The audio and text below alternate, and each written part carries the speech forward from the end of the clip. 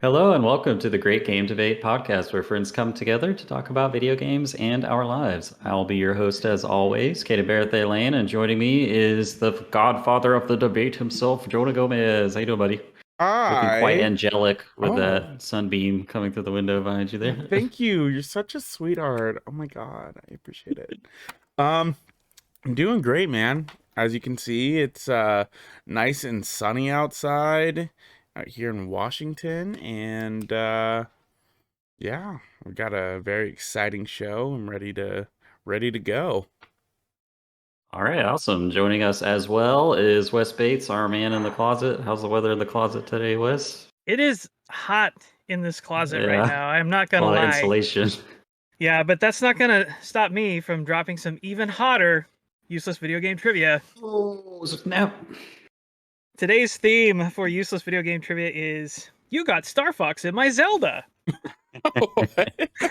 Sounds fun. So, really cool little Star Fox Easter egg or Star Fox nod in Majora's Mask. I'm not sure if you ever noticed this, but if you complete the second row of your mask inventory on the inventory screen, you'll notice the Keaton mask, the Bremen mask, the Bunny Hood mask, the Don Giro's mask, and the Mask of Sense, which are essentially a fox, a falcon, a rabbit, a toad, and a pig. Oh my goodness. I never made that connection before. Which are nods to Star Fox. Of course. Additionally, something you also may not know, there's a hidden enemy R-Wing hidden in the code for Ocarina of Time. Huh. And you can't access it normally, but if you use like a game cheat engine or something like that, you can pull it in. Basically, what they were doing with that is when they were trying to like code like boss animations and boss movement, they kind of recycled the movement pattern for an enemy craft tailing an R-Wing from Star Fox 64, and they used that for the movement pattern for Volvagia, which was the Fire Temple boss. And so they put this like miniature R-Wing in the game that fly around just to like test the movement, and then they could like swap in the model for Volvagia later. And wow, that's really cool. It's still in there, and you can pull it out, and there's videos there of like a little R-Wing flying around and Link like fighting. Yeah, man. I think I would have liked the boss fight better if it was an R-Wing. That's pretty cool. Smashing it with the hammer. Yeah. Exactly. All right, and of course we are joined by the saucy Aussie himself, Steve Beaumont. How you doing, buddy? Yeah, pretty good. I'm still in my pajamas, and it's a bit cold here in Australia at the moment, so but I'm surviving. And I also know that they added Lilac Wars or Star Fox characters into a game called Dinosaur Planet, and possibly ruined the game. But maybe it just wasn't that good of a game anyway. That's what became. Was that? Is that the one that became Star Fox Adventure? Star Fox Adventures. Is that what you're talking about? Yeah. Could have been a generic dinosaur fantasy game, you know. But could have been the new Dino Crisis, right? Yeah, exactly. Yeah, somebody needs to fill that void. Well, we also have the honor and pleasure this week of being joined by editor at Game Informer, Marcus Stewart. This week, how you doing, man? I'm doing great. I'm knucking, I'm bucking, and I'm ready to fight. Ooh! Oh, he's ready to go. Man, all right. I was expecting another rhyming word there. Well, you can't blame me for that one. That's Crime Mob, everyone's favorite mid-2000s rap group. Well, guys, go ahead. Sorry. No, just say thanks for having me. I'm excited. I enjoyed what I've listened to you guys. Appreciate it. I listened to, and also I have two my coworkers that have appeared on here. I listened to Kim's, and I was impressed, but I was like, I need to be able to go back to work and be like, hey, I out debated you, by the way. Exactly. Just so you know. Well, it's very kind of you to say. We appreciate you taking the time out of your day to be with us, and thank you. Without further ado, I hope you all stopped by Outworld and picked up Shao Kahn's hammer, because it's time for the icebreaker. All right, Marcus, our icebreaker traditionally is a short interview with our guests, so we're going to put your feet to the coals. Of course, you're coming to us from Game Informer, so if you'd like to give us a short crash course in your career history and how you made it to Game Informer, we'd love to hear that. Yeah, so I started writing about games in 2011. I was Wow. Okay. studying game design in college at the time, and I enjoyed it there, but then realized I was like, I don't think I want to be in the development side. I think I might want Sure. to try this writing thing because one, I was always good at writing and creative writing, but also I grew up reading Game Informer as a subscriber and just games media in general. And so it was one of those things where like I'm always amazed how long it took me to put two and two together. Of like, why don't you just do that job? Uh, Hmm. and so, I started blogging. It started like blogging on like a wrestling forum, and then Very that cool. like just doing reviews, and I was like skipping classes to like, I was like, I'm gonna skip programming so I can write a Marvel vs. Capcom 3 Mhm. review Cool. in the library. Oh yeah. And then and then I started a blog and ran that for 2 years where I was just doing reviews. And funny enough, I straight up stole Game Informer's review system. Like Mhm. nicked it wholesale, like the bullet points, like everything. 'Cause in my mind, I was like, well, if I'm gonna work here, I should get used to it now. There you So go. Fake it it ended till up you make working it. out. Yeah, exactly. There you go. That's the perfect way to do it. Then you don't have to make any adjustments when you come in. Yeah. You already know how it works. Exactly. Smooth Instead of transition. shoving a face, like, look, I already know you guys. Look, I did already. Uh, but did that. Then that grew into a couple of years of just writing for free on like small sort of upstart sites for exposure, brother. But it was my first like taste of like how do you do this professionally in terms of like dealing with PR and asking for codes and press releases and all that stuff. Yeah. And that stuff is what got me an internship Game Informer in the fall of 2015. Wow. So I got to work up in Minneapolis for 3 months. This was my first time meeting all of them, Mhm. which was really cool. I remember meeting Reiner for the first time and realized like, oh my god, it's Andrew Reiner. Also, wow, he's tall. Sure. Oh, Yeah. really? I didn't realize. I've never seen him like in person, like, other than like on camera, and he's always just like at this level, So how Oh tall yeah. is he? Well, apparently, I think he used to play basketball like in school or something. So he used to like Basketball he's tall. got to be like 6'4", Oh, 6. wow. Oh, Yeah, okay. Yeah, Yeah. I had no Yeah. idea. Okay. yeah. Well, again, if he Interesting. wasn't already intimidating just as like a fan and like an aspiring like colleague, and then you're like in the break room with him, he's like, "Hey, man," I'm just like, and you're like actually looking up at him, Mhm. like, Mhm. please like me, sir. Yeah. So yeah, I did that. Then afterwards, that was kind of when I started freelancing, like for reals, for about I got like 3 years and whatever, just writing for smaller Wow. sites. Like Mhm. worked for like did a thing for Paste, wrote for Screen Rant for a while. Even wrote for Hard Drive for a bit, parody site, which was Oh, fun. nice. Yeah. I love seeing their headlines on Twitter still. They Yeah. crack me up. I got 3 things published there ever. It's funny because everyone at Game Informer, because they know that I wrote there, and they always talk it up more than I think I need to. So I did work there for like a year, but I only got 3 things published. I pitched Sure. constantly, but the 3 that actually got approved were good. But there I was like, man, you were like killing it over there. I was like, I mean, I was, but I'm not. I don't have like this vast portfolio. I mean, But I'd love to know if you could share one of your 3 hard drive publications, like the topic. mine, the one that actually blew up and became, I guess, like viral, the way that some of their Mhm. best stuff is it was trying to remember the headline exactly. It was like disturbing poll shows most Americans unaware of wordplay in miles per hour, referring to Oh. Tails from Sonic. And it just had this picture of Tails in front of like a chart. And because it was like a real life thing where I remember like I was in high school before and I'm a Sonic 100%. fan, and it wasn't until high school that somebody mentioned it, and I was like, what do you mean? And then you say it, and then you're like, how is this? I'm like just now getting this. So that was the basis of like, I bet there's a lot of people that are the same. And it worked because one, it was funny, but also had the bonus effect that I wanted of people legitimately being like, I did not know that till I read this. So Exactly. like Exactly. the joke became real, basically. Yeah. Yeah. So That's that hilarious. one, yeah, that one blew up quite a bit, and I was happy with it. But yeah, then just did that for a few years, and then 2020 was when I got hired. The pandemic and stuff. Mhm.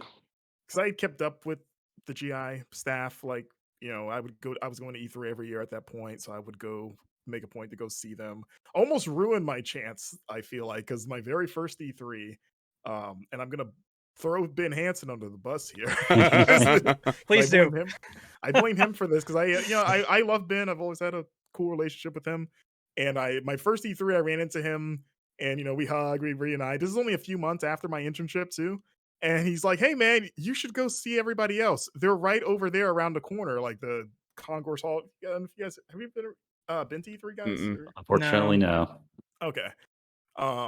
So this is 2016, by the way. Mhm. And so I'm like, yeah, I'm gonna do that. I'm gonna go in there and say hi to them.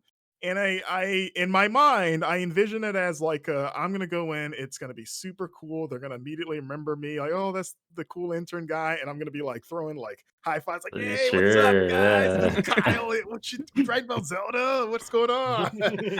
And I'm like, okay, it's gonna be great. And I open the door. I'm pretty sure I didn't necessarily like yell, but I kind of loudly, like Enthusiastic. full like Jazzy Jeff and Fresh Prince, like, hey, what's up, guys? And it happened to be where they were super busy, like writing up whatever, like stories, and most of them were in there. Like, I'll never forget, it was like Matt Cotto, Matt Burrs, Elise was in there. I think Ben Reeves. I know Matt Miller was there. Kyle. Wow. Like, it was more full than I expected, but they were like super just heads down, writing up stories, just not in, probably not in the mood for this. And I bust in there like, yo, what's up? And I remember just like you could hear a pin drop of them looking up, like, who is this guy that just busted in their office yelling at us? And then it was this horrible frozen in time where I'm just like, oh, this is not going the way I wanted. And I'm like trying to get like a reaction. I see Matt Cotto in the back, and he has his head down, and he is like quietly dying of laughter, like just like losing it, like has his hand, and I'm like, oh no, I blew it. Elise is right next to me, and this is actually the first time I ever met Elise, was this moment, and I'm looking at her, and she's just like, tee-hee-hee-hee, just like trying not to laugh at me. And the only person, I didn't have an exit strategy for this, I'm like, I don't know how to save this, and the only person that bailed me out was Matt Miller, who just kind of smiles in that warm Matt Miller way, and he's just like, hey Marcus, how you doing? I'm like, hey, I'm gonna back out of here now. You're gonna do Say the hi. Homer Simpson back into the bush thing, like Oh, absolutely. Yeah, 100%. It I was gonna. and then, At least it didn't end the same way every Jazzy Jeff like episode like ends, of him getting thrown out. thrown out, yeah.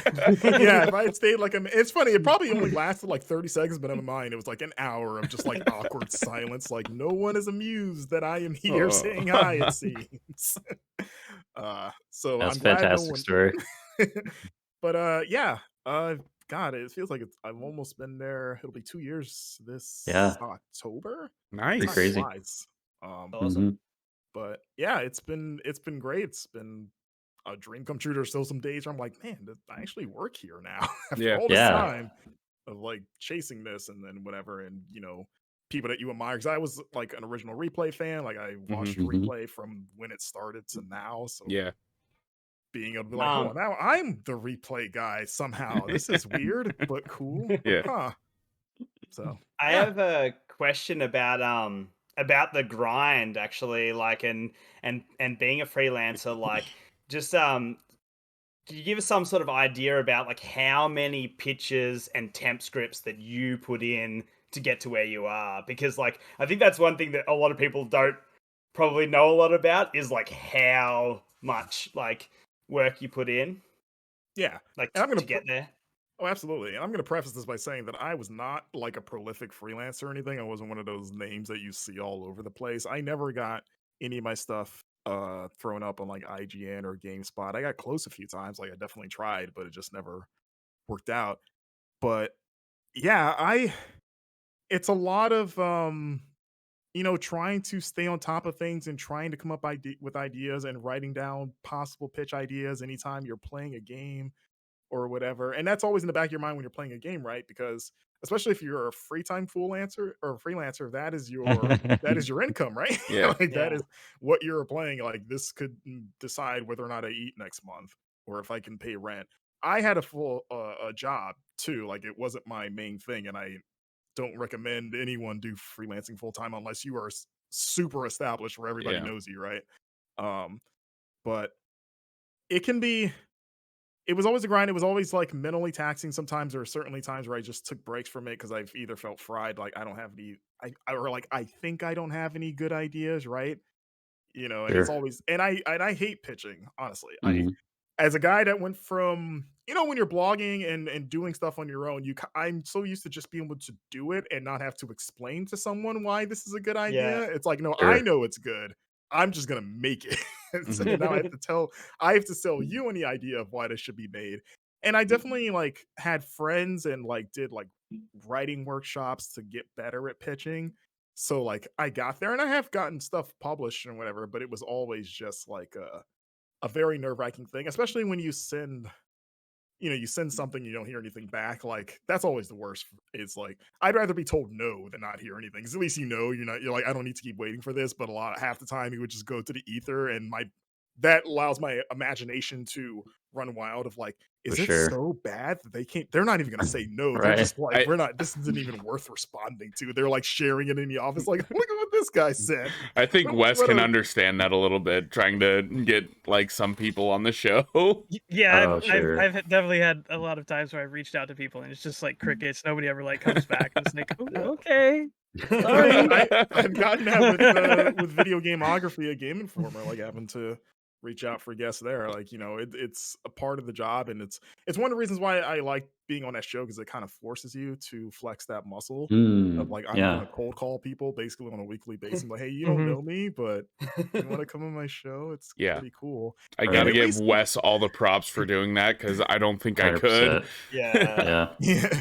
And then Yeah. it's almost scary when they do respond. 'Cause sometimes you get conditioned to like, this is probably not going to go anywhere. But then if someone big like a Greg Miller's like, hey, what's up? What is this thing? They're like, oh, I didn't think you would answer. now I have to, and now I have to explain to you further why this is a good idea for you. But like, yeah, I've gotten this question a few times since I've started Game Inform, like just I guess up and coming writers messaging me, which is still weird to me because I was very much that guy that would Yeah. cold message writers that I read for advice. And it's, you know, you always want to keep writing, of course, whatever you can. I think some people feel like they need to be established to write, or a great lesson I learned from my fellow intern at the time who now does a lot of stuff at IGN is a Joseph Noop. And he would always say that, there's no such thing as an expired writer. You're just a writer. The only difference Yeah. is like, oh, is it your living? Is it your livelihood? But like, don't put that label on you because you're limiting yourself. And really Mm. your self-esteem is you're always going to think that you're less than Yeah. someone That's a at great like a point. big outlet, right? Mhm. Sure. And so I always tried to keep that in mind of like, no, we're all peers, Yeah. Yeah. and like, That's one of the funniest things is just literally the simple concept of fanfic, and it's like every single thing that has ever been created is technically fanfic of something yeah, else. Like if you're writing fantasy, it's like technically you're owing Beowulf like props. Like you're Sure. saying this is my spin on it. Like it's Just those everything's archetypes. fanfic.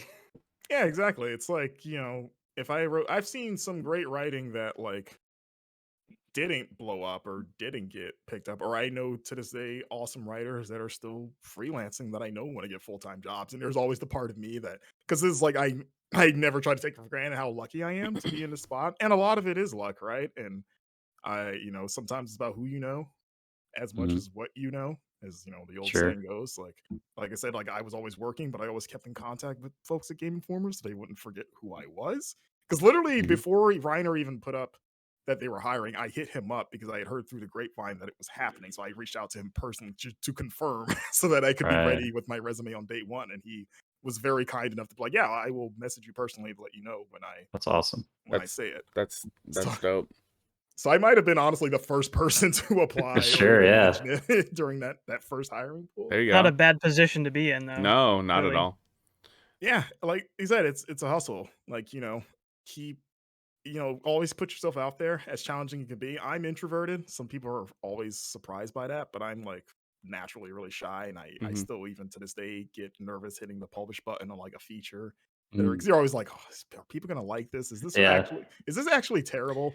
Yep, I get it. Yeah, exactly. You guys run a podcast. Yeah, Yeah. we definitely get it. Speaking of podcasts, my question to you is like, how has it been taking over video gameography since Ben left? I listened to your most recent episode on Bastion with Jesse Vitelli, friend of the show. So like, how is it? It was terrifying at first. Yeah. Because when Ben pitched that show to me, like it was his baby, and he was kind enough to, he's like, hey, I think you would be good for like a co-host. I would love to, would you be interested? And I was like, flattered, like, oh, me? You want me? Okay, yeah, cool. I like history and obviously video games. So it was, getting used to working with someone else, because I've done podcasts in the past and have run my own podcast, so it wasn't new to that. It was just like finding our rhythm. And he was also like, like I helped out, but he was doing the like most of the reaching out. I was reaching out too, but he was better at it. Mm-hmm. Right.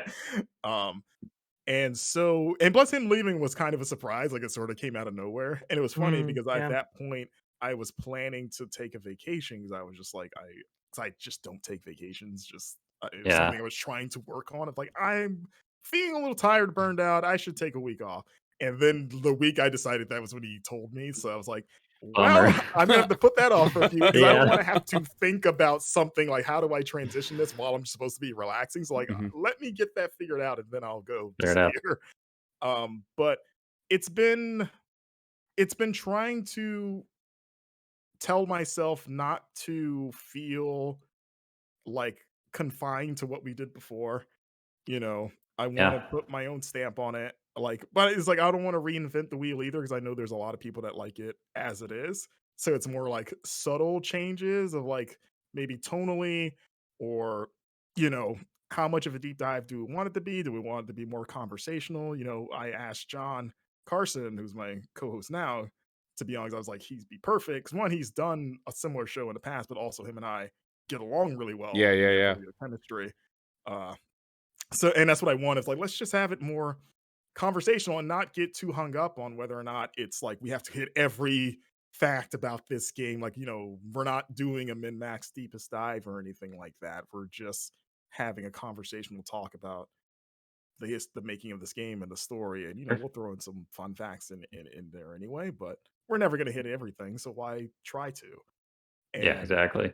So that's kind of what my mentality is. Also, it's a lot of it because I'm really bad at note taking, honestly.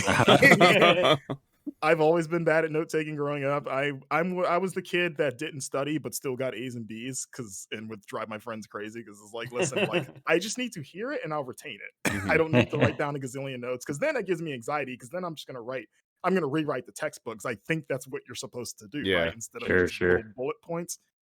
So I was doing that with Ben, and then it took me a while to kind of like wean myself off of that. But yeah, now that I have to do it myself, it's easier now. I think John and I have found a rhythm. I thought the Bastion one was maybe my favorite episode that we've done so far, cool. Even with Ben. And yeah, I also getting excited to get more wacky with how we do like our seasons, because this season was like, I want to change the pace. Like, let's do a developer catalog instead of just a single series. I mean, what a fantastic developer to pick to do like your first 100%. Season of just going on a developer. I mean, Supergiant's awesome. They make fantastic games. So yeah, I'm excited. We got our Transistor episode coming this week. And sweet. Heck yeah. Stoked. Good times. I have one more quick question. I think we're probably running out of time, right, Caden? But I just wanted to hit up Marcus real quick, because I know you're a big Spider-Man fan. Oh, I just wanted to just because you shared that you've got like a massive Spider-Man collection, I just kind of wanted to like ask you about that, and like, when did you start collecting Spider-Man comics? And can you tell everybody, just share with the audience, I guess how big your collection is now? So my collection, well, when I started probably in earnest was 2011, 2010. Like, I always had issues as a kid. I would collect comics off and on, but I would, it's a money thing, right? But then when I was in college, I started really getting into it, and so that's probably when it started in earnest. And then often, or through the year since then, because the way I like to do it is that I'll buy the current issue, and then I'll buy like maybe 1 to 3 back issues to sort of gradually fill it out. So doing that for roughly 10 years now, my collection's at, last I counted, it's definitely well over 400. So it's like technically almost Wow. half of what, because Spider-Man right now, and this is Amazing Spider-Man specifically, that series, like the flagship series. Um, there's 894 issues at the moment. They're approaching 900.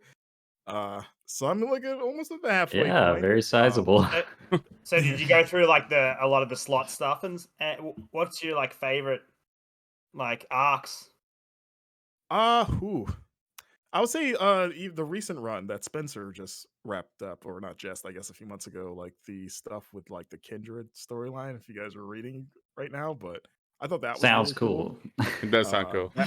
It went some wild places. I did like Slot stuff. It was like up and down with Slot.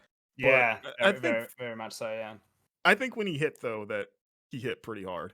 I thought like like Red Goblin or something like that. I thought those ideas were really cool. I thought the Spider Island was pretty fun.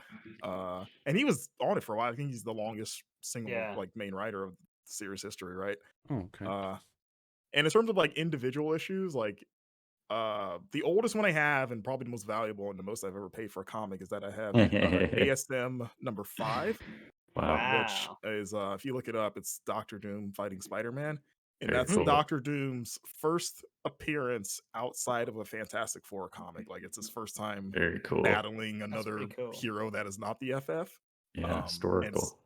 yeah, it's not like in amazing condition, but like I paid quite a bit for it. And other than that, I have the 252, I think it is, but it's the Peter's first ASM appearance with the black suit. Like, because he gets it for the first time in Secret Wars, but it's his first time bringing it to ASM. It's like they recreated the Amazing Fantasy cover, but with him in the black suit. Right. It's like, That's cool. It says like the rumors are true. There's a new suit. So I have that issue, which is pretty cool. That's dope. Yeah, that is pretty cool. Yeah, awesome. Well, I appreciate you letting us pick your brain, Marcus, and we'll take a short break and be back with a debate.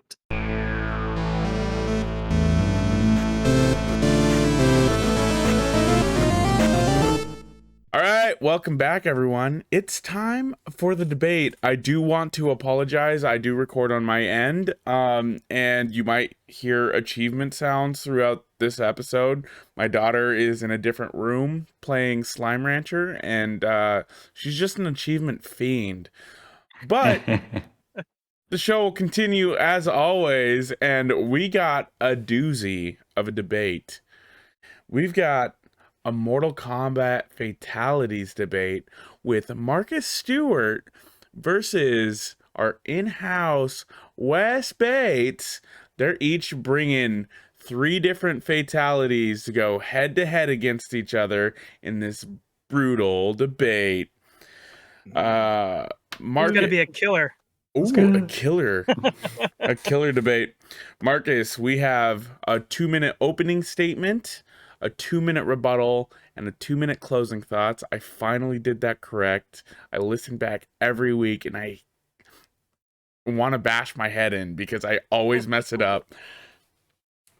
We got each one of those segments, and then for an additional 30 seconds, you can call on Caden as an assist trophy, and he'll jump in and help you out. Do you have any questions, sir? So the opening statement is that's just, it's not my argument, right? Or is it my argument? No, you're just laying your cards out on the table, letting us know what you're bringing to the table. Yeah, and it's then not that serious. Just what you feel like. I mean, yeah.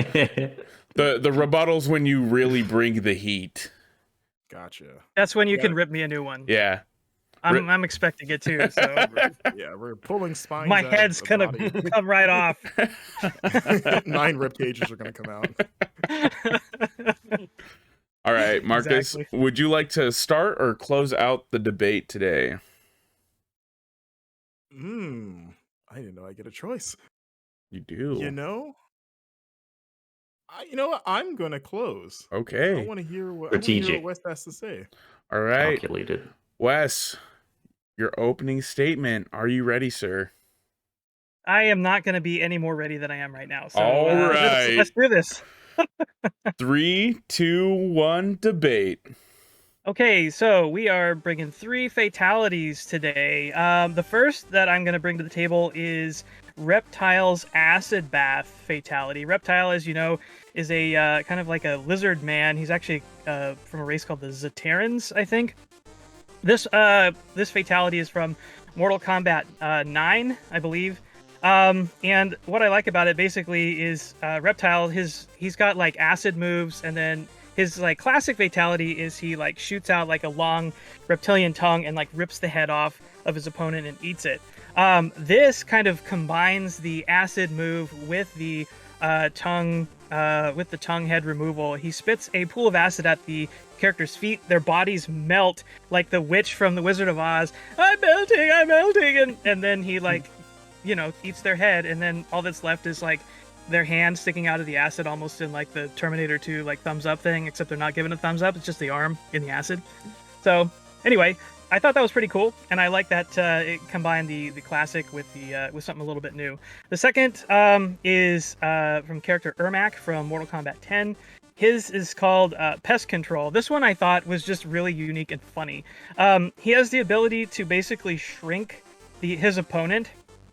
At the end, he like raises his hands, they start to glow, and his opponents just shrink down to like miniature level. And they're running around and they're using like a little chipmunk voice. 30 seconds. Help me! And he just steps on him. Oh. And then he like wipes his foot off, and I thought that was good. And then the last fatality I'm bringing is Liu Kang's Dragon Fatality from Mortal Kombat 2. You know what? You love it. He turns into a big dragon.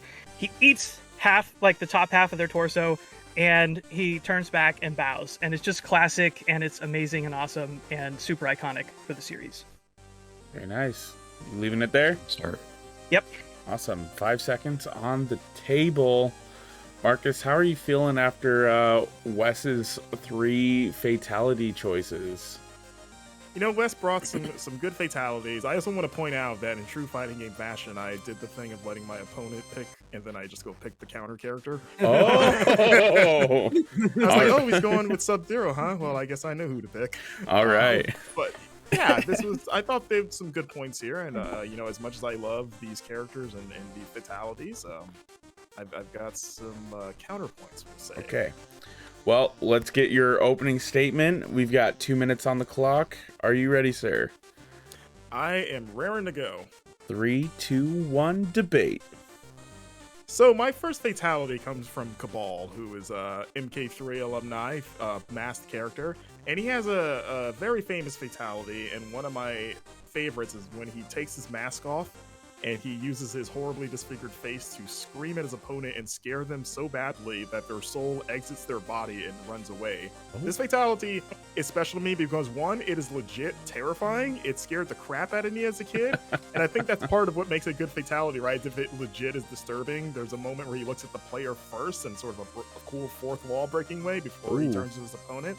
But also narratively, it is the first time you see his face, which is a big deal because it's always alluded to like, oh, he's wearing a face because something bad happened to him. So I thought that was kind of a cool bit of like, that made it feel more special. Like if you want to see Cabal's face, you got to do his fatality. Also, it's one of the few fatalities that's effective without spilling a drop of blood. Oh. Showing that it can be done, because sometimes that can be a crutch with some fatalities. My second one is Sub-Zero's, also from MK3. This is Mass Sub-Zero, Bihan, the original, who is a bad guy, which I don't know what the name of it, but basically what happens is that he reaches his hand towards the opponent's face, and the screen cuts to black, and all you hear is this horrifying scream with the fatality logo. Now, some might think that's boring, but I think that's brilliant, because imagine all the things that we have seen in Mortal Kombat and all the terrible things these people do to each other. The fact that they didn't show that just lets the player imagination run wild of like, what could this be? That if it's that violent, that's terrible. And now for Cassie Cage, MKX, sort of a new one. She has a hilarious one where she breaks the opponent's jaw, disfigures it, and takes a selfie. I think it's one of the funniest and most visually creative ones because you get like a great Instagram feed of all the characters reacting and commenting on it. And I think it's just one of the more inventive ones, and also a good representation of her character. Time. Very nice. Very Right nice on the indeed. money. All right, Wes, you ready to start round 2 of the rebuttal? Yes, sir. All right. Let's do it. 2 minutes on the clock. Ready, set, debate. Okay, let's start with Cabal. As Marcus mentioned, he scares his opponents to death with his disfigured face. So in the lore, Cabal is attacked and severely injured by Shao Kahn's assassins, and his mask is a kind of like life support system keeping him alive because they really messed him up. But the thing about this that doesn't really make a lot of sense to me is that in Mortal Kombat, these warriors fight gods, vengeful demons, they fight Shao Kahn, all manner of freaks and weirdos. Like, they have to be like the gutsiest warriors in the world just to even come into this contest. I don't think they would get scared to death from looking at a little, like, some dude's disfigured face. Like, it just doesn't make any sense to me. And while it is funny, I think that it's just a little bit silly when you think about kind of who these people are that they're up against. That he's just disfigured and he yells at them and they fall over and die. So anyway, still an interesting fatality. It's a good choice, I think, but not. It doesn't make a lot of sense. Sub-Zeros, I think that that what they were going with this was kind of a joke, or maybe possibly alluding to a discussion about censorship in games and how they were too violent, and so they put this in because it, like, quote unquote censors the fatality, because people at the time, if you remember, were complaining about like the spinal cord rip of Sub-Zero. But again, Marcus mentioned himself, I just think it's kind of boring. It just cuts to 30 black seconds. and says fatality, and I don't think it's very all that cool or interesting.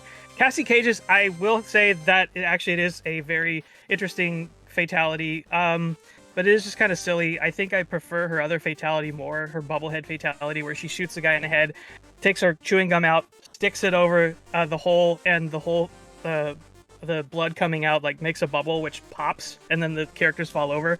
I thought that was a better fatality personally, but I did like the Cassie Cage fatality. All right. Bringing some. I give compliments in the rebuttals. Bad move. I don't know. He's recognizing. But it's He's like recognizing- when MGK just kept on like complimenting Eminem in his diss track. It's like, what do you do? I hate you, but you're really good. Yeah. All right, Marcus, are you ready to bring the heat? Yes, I am doing a fireball motion right now. It's just charging up. Okay. You got 2 minutes on the clock. Ready, set, go. All right, Reptiles Acid Bath, pretty cool. Maybe one of his better ones, but the problem I have with it is that it technically doesn't make sense because he shoots acid on the ground. It basically acts as quicksand with your opponent getting sucked into it, but shouldn't it be eating through the floor too? Like, that wouldn't really be how that worked. And why was that the hand stops at the end? Shouldn't the hand keep going? Wouldn't that be creepy? I guess they're going for like or at least if you're gonna do that, at least do the thumbs up. Yeah. Do the Terminator thumbs up. Otherwise, it just points out how illogical it is. Ermax, Ermax is one of my favorite characters. I think he has better fatalities than this one. This one's a little boring. One, because it's basically a less cool reverse version of Jax's turning into a giant and stomping on people. This one, he shrinks them down, and then you're like, oh, what else is it going to be? And he just steps on it. But this is a guy that can manipulate anything with telekinesis. He's like ripped off limbs and done stuff. And like he just steps on a guy. Plus, the guy isn't shown as being dazed. They could run away. It's like, why don't they just leave? They're just looking at him like, oh my god, he's huge, and then they just take it. So that was the thing that kind of took me out of it a bit. As for Liu Kang, it's an iconic finisher. The one thing though is that it has legacy problems because it opened the door to animalities in the next game, which are pretty hit and miss. There's a reason why we haven't really seen them come back all that often, and also it led to the Mortal Kombat Annihilation movie, one of the worst films ever made, and the 30 animality seconds. sequence in that movie, which is some of the worst claymation. It's not even CG, I won't even call it that. It's just really bad claymation of this finisher. And so, while iconic, everything that came after it that was inspired by it has been horrible. So is it really worth having in there? Has it only made things worse for the series? All right. I think so. Wow, coming with a deep knowledge and lore of the series. Oh yeah, for sure. Wes, it is round 3, closing thoughts. Are you ready, sir? Yeah. Let's do it. It's like I feel defeated. Exuding confidence here. Use your meter. Sorry, my cat is trying to guest star on the podcast, so if you guys see her in the video version... Actually, I'm going to start with Caden, because we haven't used our... okay. Our assist trophy bursting yet, out of my I'm going to allow glass Caden to start this. Is this like an X-ray attack? Is he going to like punch me? Or gonna see yeah, I'm going to like come through your ring style, through your webcam. I'll punch you in the jaw. All right, I've got an additional 30 seconds. I will give you the countdown. Wes, just start immediately afterwards, all right? Sure. All right. 3, 2, 1, go, Caden. Okay, so while I see what Marcus has done and appreciate it, like subverting the expectation of, oh, of course the top 3 ranking list is just going to be the most like insane, gory, like traumatizing fatalities of the entire series. Instead, it's like, hey, let me pick these like classic, hilarious, comedic fatalities that are, you know, appeal to a wider audience. But I feel like Wes like almost undermined it by picking the pest control, because that was the one for me. 5 seconds. Like out of all these, they literally like made me laugh out loud. Time. All right, Wes, go ahead. Okay, so I will just say, like, I am not a huge fan of the Mortal Kombat series. I haven't actually played many of the games since the early ones. But I did get to do a lot of research to try to prepare for this discussion. I watched about 2.5 hours of nothing but fatalities. Oh, that's a lot of fatalities. And it may have scarred me for life, but this is what I do. This is what I do for the show. Is how much I care about this show. Anyways, a lot of the fatalities, I'll be honest, are boring. They are. They're just, you know, pulling somebody's head off, knocking somebody's head off, removing somebody's head in some way, removing somebody's guts one way or another. And I didn't really find that many of them were overly unique or interesting. And the ones that I picked were the ones that I picked because I thought they were actually more interesting and creative and thoughtful, that, you know, and actually entertaining, which is why I picked them. I did want to mention something Marcus mentioned about the pest control fatality. He mentioned that it was just kind of like a version of Jax's fatality where he turns into a giant. I don't understand. I saw that fatality and I don't understand it. There's no basis for Jax having the ability to be able to turn into a giant and step on somebody. At least with Ermac, you know, he's got these spiritual powers, you know, he can shrink somebody. It makes sense. But why the heck does Jax turn into a giant of all things? It doesn't make any sense whatsoever. I don't really have a whole lot of other points to lever against Marcus or his fatalities, honestly. But I do think that I picked some strong fatalities that were at least more entertaining, on the more entertaining side, and I thought they were a good representation to throw up against what he brought. So think what you will, and let the voters decide. All right. Very good. Marcus, you still have your assist trophy. You can use Caden now, in the middle, or at the end, whenever you want. He is still there for you to use. Okay, I will use Caden at the end. All right. Caden, I will transition you over. Sounds good? All right. Time to close it out. Marcus, are you ready, sir? Yes, sir. 3, 2, 1, debate. So for me, there are 4 pillars of a good fatality. It should be either disturbing, it should be violent, it should be funny, but ultimately it should be memorable. And my 3 picks, I think, embody all 3 of those well. Cabal's is genuinely creepy and terrifying, especially if you're a young player seeing that for the first time. Sub-Zero's is graphic to the point where they can't show it. And it also creates a discussion, which is something fatalities have always been good at, right? You go to the schoolyard and like, did you see the thing? Did you know you could do this? Like this one, like, what do you think Sub-Zero does? Like, what is so bad that they couldn't show it? And then you fill in the gaps. And then Cassie's just straight up funny. Like, that was one where I legitimately laughed out loud the first time I saw it. And like I mentioned before, it fits her character well. And all of them are memorable. They're all, you know, they stand out. Like, Wes mentioned that, especially watching every fatality in like 2 hour block, they can kind of bleed together after a while. And there are certainly some that are duds, especially when you get maybe towards the middle of the series. But I think these three stand out because they kind of go against the grain. I think the Ermac one, you turned it into a Jax argument, which, I mean, you're preaching to the choir. Nobody has ever been explained why Jax does what he does. But, Ermac, he should be able to do something cooler than just kind of rip off an already illogical fatality, right? He's like you mentioned, he's a guy with mystical powers. He's made up of 1,000 souls, and he's done way cooler things than just turn someone into an ant and then 30 just step on seconds. him like, I don't know what to do here. Reptiles is just a little, like, when you think about it, like, acid doesn't work like quicksand. It's a cool finisher, but one that falls apart. Liu Kang's we won't get into. I think I've said all I need to say about that one. But I think, like I mentioned, the three that I pick are a great representation of the elements of what make a fantastic Mortal Kombat fatality. All right, Caden, go ahead. All right, I have a bone to pick with the reptile acid bath and its scientific validity and its representation of the animal kingdom. In the animal kingdom, if a creature is going to disgorge an acid to dissolve a creature, then it's going to slurp up its dissolved liquid form like a delicious smoothie.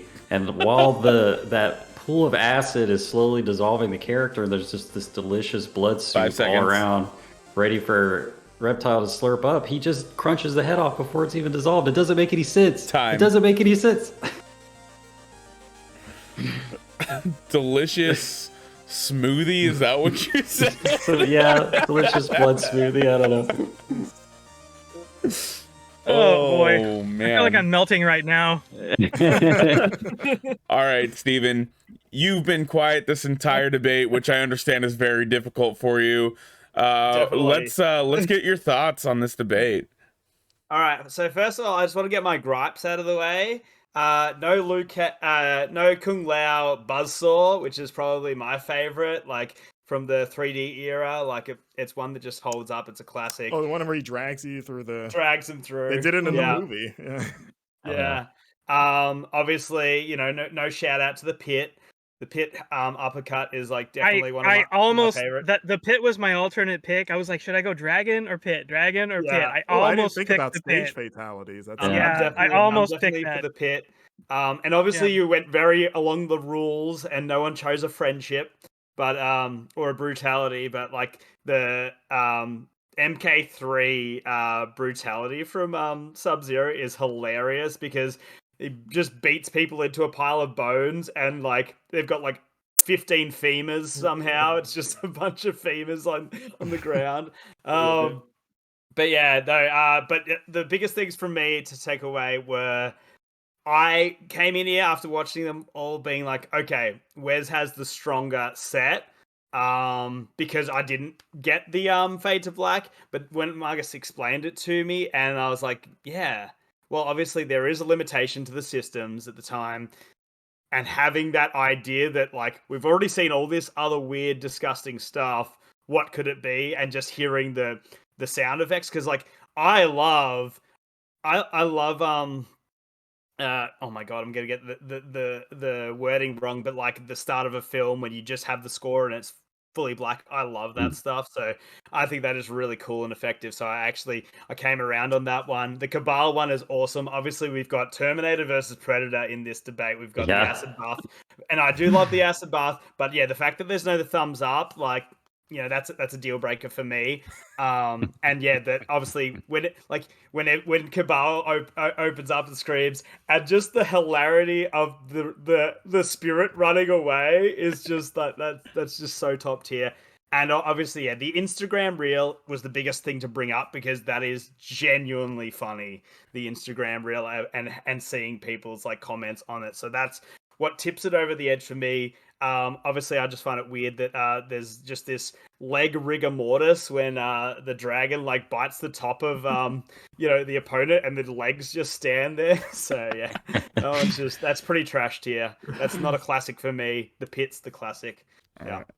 I'd like to point out. Marcus gets my vote. I'd like to point out that if we were really doing the Terminator versus Predator, we could have actually done the Terminator Literally. because both of them have been Yeah. and the Predator, or sorry, the Throw Terminator RoboCop actually in has there. like a super cool fatality where he actually like warps, he like creates a time vortex like around the person, like they're like crouched on the ground, and then like the vortex like cuts them in half. Oh. They're transported to the future, like just like their top half, and then like an army of Terminators just walk up to them and just start blowing them away. That sounds awesome. And that was actually one of the better like kind of like guest fatalities that I Yeah. remember seeing. Yeah. Yeah, for That and RoboCops had a good one too. All right, Caden, as the assist trophy, let's get your thoughts. Marcus has 1 vote so far. To be honest, like it just comes down to like the one I like the most out of the 6, and like it was that pest control one. I'd never seen it before. Like I don't know what kind of nerve that hit. It just cracked me up, and I was like sitting here just laughing at my seat, and my wife was like sitting next to me doing score because she's like looking at me like I'm insane. But yeah, that one takes the cake for me, so I'll give myself a point. All right. This truly is a difficult one to decide on, because when it does come to fatalities, like my highest thing is like they got to be funny, and you both picked really good funny ones. Like Hayden said, the pest control one, but the Cassie Cage one is really funny as well. Oh man, I'm like the tiebreaker too. God. Yeah, put the sweats on you. I think I'm gonna have to give it to Marcus for the Cassie Cage one, because Yeah, like just that the was really good. Instagram Really feed afterwards, it's too funny.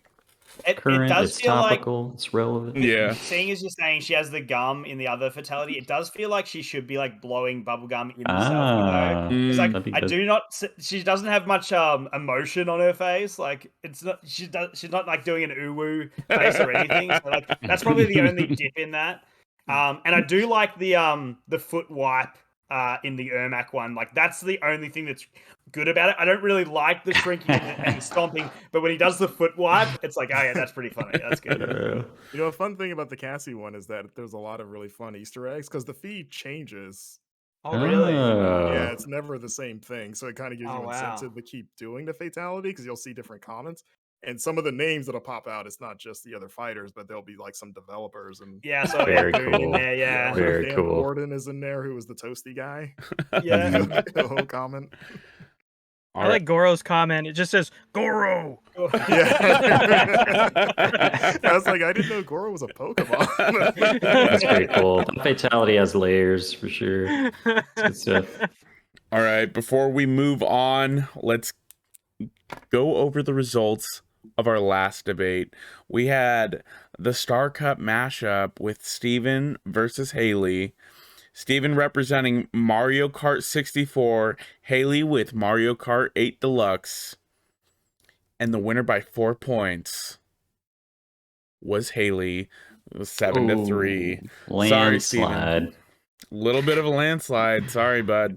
People these 64 days versus just 8. That seems yeah. tough. Yeah, well, I I literally, I was looking up. She chose Star Cup in 8, and I'm like, oh, what's the cup that has Mount Warrior? And it was Star Cup. I'm like, oh damn it, I don't have any cup then. And so I'm like, well, I love Star Cup in 64, so I just tried my best, but to no avail. All Yeah, right. you did a good job. It was Yeah, a lot you of did. passion. It was- passion. There Very was passionate debate. very much, almost too much passion, one might say. Well, with that, we will move on to the pitch, and we'll see you in the break or after the break.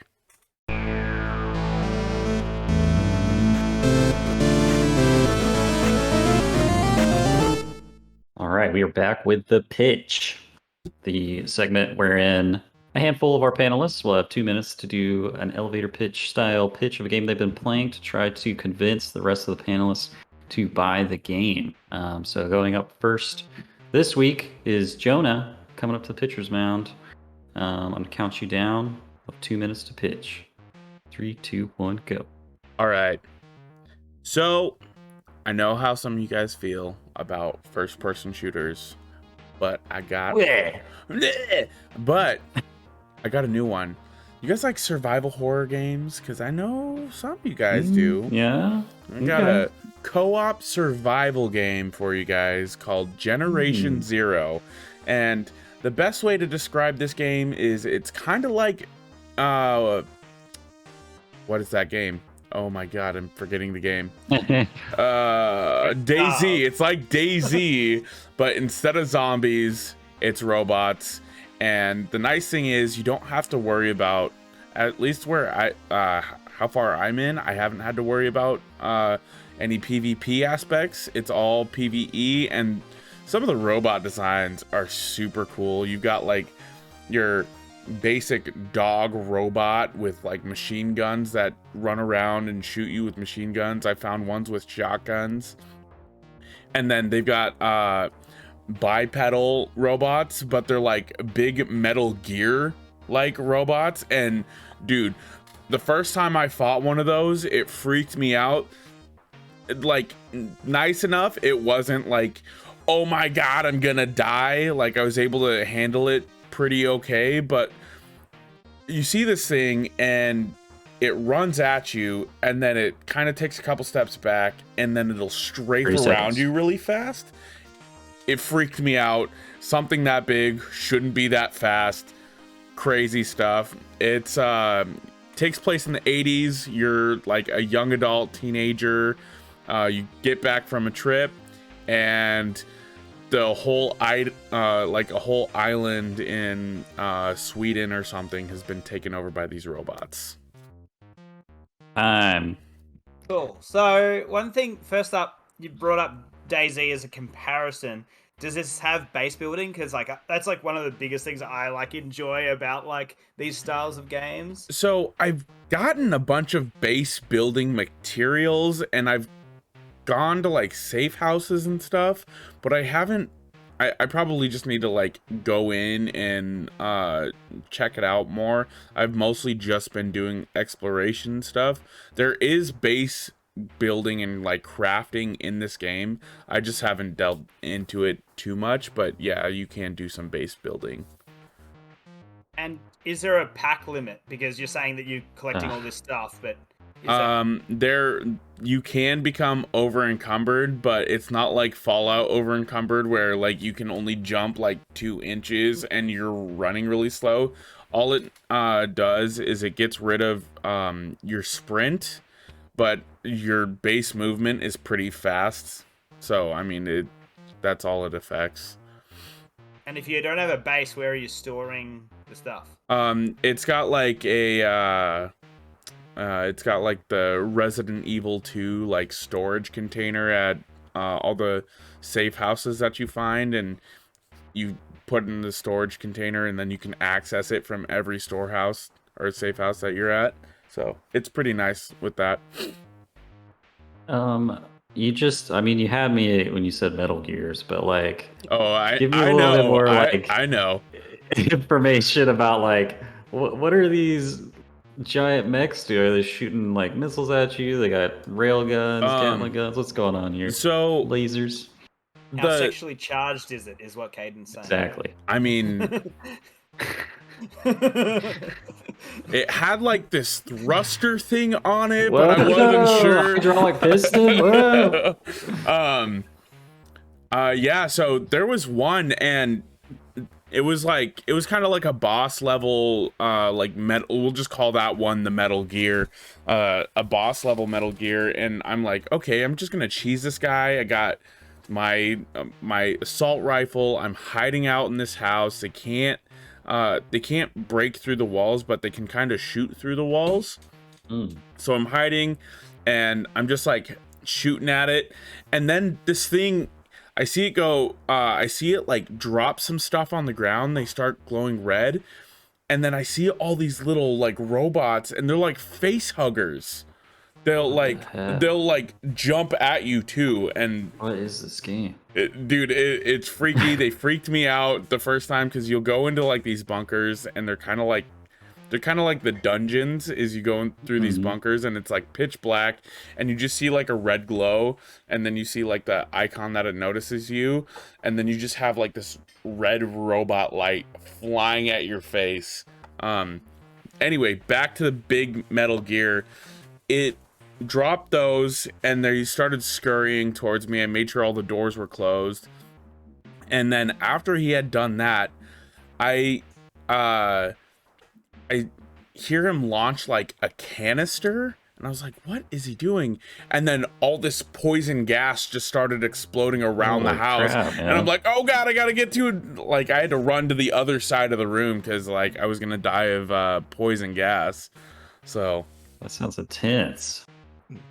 I want to ask, because I remember this game. I had to look it up to confirm, because like I remember this visually reminded me of, and I think a lot of people make this comparison to Tales of the Loop, which is a really famous art book by I think Simon Stauenhag. Okay. But it was like post-apocalyptic images of like mechs in like a field, like that kind of thing. Yeah. Definitely borrows that aesthetic.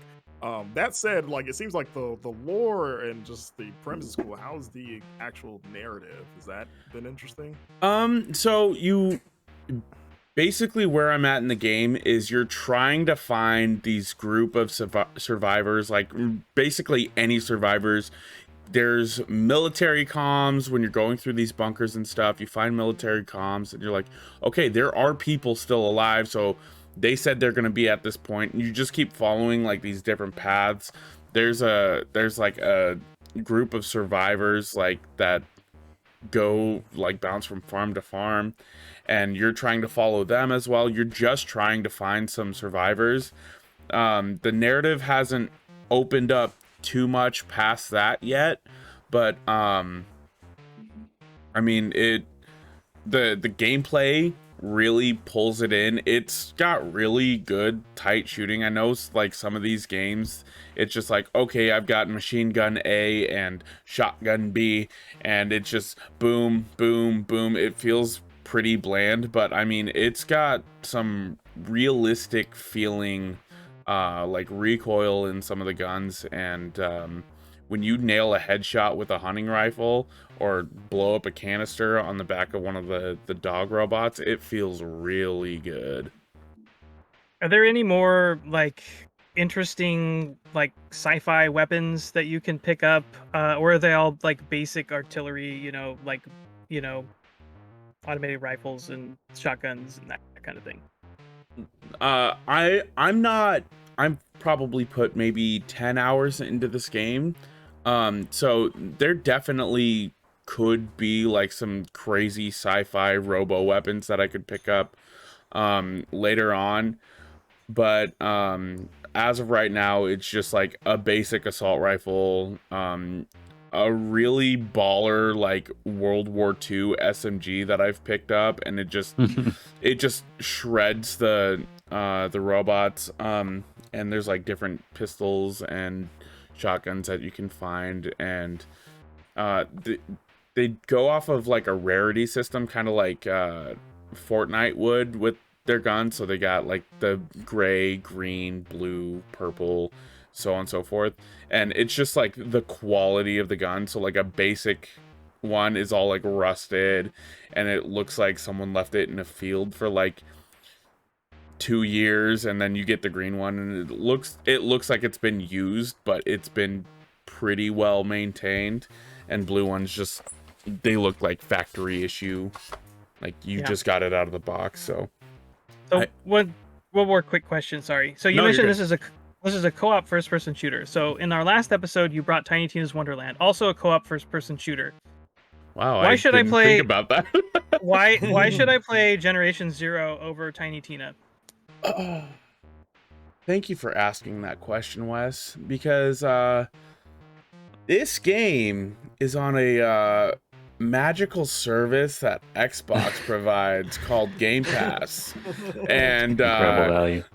It comes with that fantastic value of a Game Pass subscription. So if you don't have Game Pass, you can play this game for $1.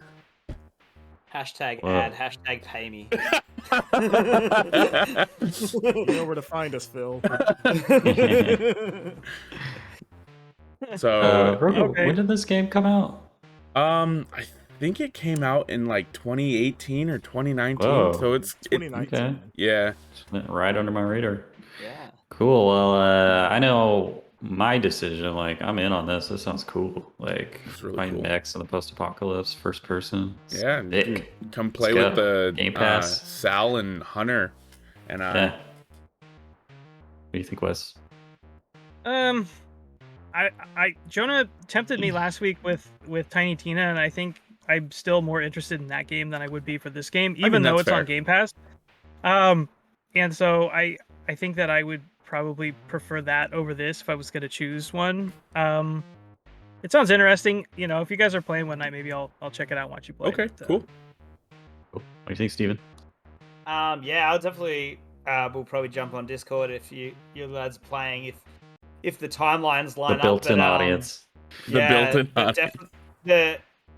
If I make some space, I meant the stupid I download and then delete on Game Pass. Like I was playing cricket last night, and it's a bad game, but I just wanted to play cricket for some reason. But yeah, I might delete that and download this just to check it out, mainly for the base building. Just have a look around the world. Just check it out. Yeah, for sure. I'm in. Very cool. What do you think, Marcus? I don't know. I don't know if it's totally up my alley. It's what Game Pass is all. It makes such a weird caveat, right? Right, It's like, exactly. normally, I would probably pass on it, but it's like it's Yeah. on Game Pass. So it's like, why not just fire it up anyway and get some like, friends and try it for like an hour or two? So I guess I probably lean more no, but with that caveat of Game Pass, it's weird, right? I guess there's no maybes or right. Yeah. I mean, you can definitely do a maybe. Like a maybe is always an option. Yeah, I say I'm like lukewarm on it. We'll say. Alrighty. That's like the weird. Yeah, it's not a negative, but it is. It's the Netflix effect of Game Pass in the fact that there's too many games. I can only download so many games. Like if you're on PC on Game Pass, like you can download all of them. But like then it's like, what am I actually going to turn on and play? Like, and there is a limit to that where it becomes you just turn it on, you look through your games, and then you just go back to Twitter or like you start watching TikTok videos, and then you didn't play anything, you know? Yeah, it's like what's the worst thing you can do? It's on Game Pass. It costs you like you'll know if you like it or not within 30 minutes probably, and then you can forget about it. You know? Exactly. Well, Jonah, you got 1 out of 4 of us, but I'm the host, so my vote counts 4 times as much as everyone else's. So it's still in. And next to the pitcher's mound is Marcus. Wait, I have a question about that. Oh, sorry. Because you sided with me for the vote on the debate. Does that mean that I win the debate? Well, we have to get the votes from the community, but my vote does count for 4 votes, so you have a bit of a head start. I just want to make that clear. Thank you. Like a weird Thank you, Caden. bundle. Yeah. This is trophy bundle. All right, so I'll count you down, Marcus. You have 2 minutes. 3, 2, 1, go. So NORCO is my second favorite game of the year behind Elden Ring, and I think it's the best narrative of the year. So, and that's kind of by with a bullet. You play as a young woman returning to Norco, Louisiana, which is kind of a real town in the dirty bayou, but it's a cool world because it's got elements of sci-fi sprinkled in because it's like a gritty bayou, but people have robots and AIs, and like being able to upload your conscious machines is a thing. And you're there trying to pick up where your recently deceased mother left off, where she has found a secret that might either be alien or divine in origin, and trying to figure out what she found and why the weird oil company that runs your town wants it. And so it's a point-and-click game. You are interacting with these incredibly memorable and strange personalities, trying to piece together this mystery. It's a little hard to talk about this game without getting the specific spoiler moments because it's such a narrative-driven game, but I will say that there is never a dull moment. It is a wild game. It's got twists and turns left and right. When you think it's going to go one way, it goes another in a really wild fashion. I think tone-wise, it swings from being really dark and some real disturbing moments, but also like funny and almost like a black comedy way. There's a couple moments that have legitimately made me laugh out loud, which is rare. I think if you're not a fan of point-and-click games because of obtuse puzzle solving, this game gets around that because the puzzles are pretty straightforward, but while also being very clever at the same time. And they do a smart 30 seconds thing of keeping you on track with this mind map that very clearly communicates who everyone is that you have met and their relationships to each other and the location, so you never know you're never at a loss of what you should be doing next or who you should be talking to. So I think it's a great balance of like propelling you through the story, but still keeping you engaged with its gameplay to make you want to, feel like you're figuring something out. I think Elden Ring needs to take some notes from that. Oh yeah. That's like you instantly made me smile because I was thinking of what's the black and white game that we played that has the time mechanic and you're on the ship? Oberdin. It made me think of Oberdin and how like I love looking through the book and you slowly get more names and stuff like that. So that makes me feel a lot better. And they added that as well. It's like the Majora's Mask 3DS, like they added the diary, like just being able to follow threads a lot easier in a point and click game is so huge because like, and again, you alleviated my confusion about, so you're saying that they don't have the LucasArts logic is what you're saying in this game? Right. Yeah, okay, cool. It's not obvious, like it's not like too easy, which is nice, but the puzzles make sense when you find a solution. Okay. Yeah. Man, I played that game, Broken Age. That was like a Tim Schafer joint, and that game goes on too long. Oh god, I didn't finish it. I didn't finish it either. I got to the halfway point. I was like, what? Because it's in like a bizarre fantasy world, like you can't even rely on logic to solve the puzzles. Like there's a part where you have to somehow climb this like cloud tower, and the solution is you're supposed to have a pair of sneakers with feathers on them that you put on the bottom of a ladder that makes the ladder hover. And I was just like, what? So yeah, that definitely makes me more attracted to the game. What's the art style like? Like pixel art, but really nice. Oh, cool. I heard someone describe it as a specific style. It's like a known sort of like internet style. I'm gonna look it up very quickly because I just looked it up recently. Sure. But I guess it's like an artist. I gotcha. Yeah, it's like a like people taking old school like GeoCity style art and making artwork out of it, I guess. So it's got like a pixel look to it, not like overly pixely, like character defined stuff, so maybe like 16-bit or like nice 16-bit is pretty much the aesthetic. Okay, very cool. Everything's got like Sounds really sort of like, it's very steep. Like the developer refers to it as a Southern Gothic tale, and you can feel that soul of like Louisiana and the bayou and everything that you see and hear. Dope. That's very cool. Very cool. Is it PC only right now? It is. It is only PC, but it is on Game Pass PC. Okay. Oh yeah. There it is. There it is. There it is. How's the movement speed for the main character? I mean, is there a sprint button? Yeah, I mean, you're not really moving. You're literally just clicking through, like stuff. Like I'm gonna click the door and I'm gonna go through the door. What I do like about the navigation, again, going back to streamlining, is that a lot of old school games, when you look at the illustration, especially if it's like a really dense picture, you kind of use that as like your guide of like, it looks like I have multiple ways to go based on like, is that supposed to be a hallway there? But they put a mini map in the corner that communicates exactly how many entryways there are in an area. So you might look at something like, it looks like there's 3 ways out here, but then you look down and you see 2 squares and you're like, oh no, there's 2.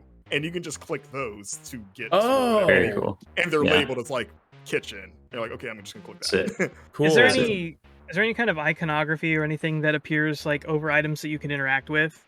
So you know that you can interact with them? There's 2. So there's one that's an eyeball that just says you can look at this, and then there's a finger that means interact, or if it's a person, there'll be like a pair of lips that mean you can talk to this person. So you don't have to like pixel hunt. Yeah, so you're like, I'm just gonna look at this guy first before I talk to him to kind of get a feel for him. Very cool. And adventure games can be a little bit difficult for some people because the pacing is always a little bit, it's not always like very good. I'll give you an example. A lot of people really love Kentucky Route Zero. That was the last adventure game that I played, and the pacing in that game was, in my opinion, that's what killed it for me, because you'd have like, it was just like peaks and valleys. There would just be long periods where nothing would happen, and it's so obscure. But is the pacing in this game, is it good? Does it keep the flow going, your interest going really well, or? Yeah, I'm so glad you brought up Kentucky Route Zero, because that's the game that I think people have compared it to the most, kind of because that also has like a really southern vibe to it. I I'm with you where like I liked Kentucky Route Zero, but I wasn't in love with it because of the pacing and because I think it was a little too abstract for its own good at Yes. times, where I kind of Yes. lost the thread of what was Yes. actually happening. And I think I literally my first thing when I finished the game, I was like, this feels like Kentucky Route Zero, but like I don't want to say for dummies, but it's like because the writing is phenomenal and it's like it doesn't overdo it in terms of like when they want to get really profound, but like the dialogue, it's like flowery, but like without going over the line, or like I don't even know what they're saying anymore because it sounds like they're just trying to sound smart or artsy, right? It's coherent, right? Yeah, like everything's coherent, even and the because there's no one's voice, it's all text, but the characters are written in a way where like they all feel distinct, like they all talk like they're of that region without going overboard with it. I think I said in the GI show it could have been very easy to just make everyone sound like Gambit from X-Men. Let's just dial, they're all Cajun to like 20 notches, you know? But because the game is like, you can finish the game in about 5-6 hours tops. Oh, that's nice. It's divided into 3 acts. So it's a very easy investment, whereas Kentucky Route Zero is pretty long because it was like multiple like 2-hour acts sometimes. But yeah, things happen at a very regular clip. I think honestly the slowest part is maybe like the first half hour because it's that establishing of like you're meeting the characters, here's what's going on. But even then they get you because there's some choice stuff where and like the way the world will evolve based on your choices, like there's a little one earlier on where they ask you in the dialogue of like they'll do the thing of like establishing your character, like, oh, you know, Kay, who's the protagonist, she looks at this thing and she decides to, and then they give you 3 options how you like, she decides to pray, she decides to ignore it, and if you hit pray, later on you'll go to her room and you'll see that she has some religious iconography and we're like, oh, you've established subtly that she is religious. That's very cool. I like that you said it's like a half hour like barrier to entry, whereas like some people will be like, oh yeah, you just got to get past like the first like 20 hours of the game and then it really opens up and it's super fun for 60 hours and then it gets good. Yeah, I thought it really picked up at the final boss fight. You just gotta get through the end, get all the way to the end game, and then it really opens up. It's only like 70-hour game, but like once you get to the end game, nice.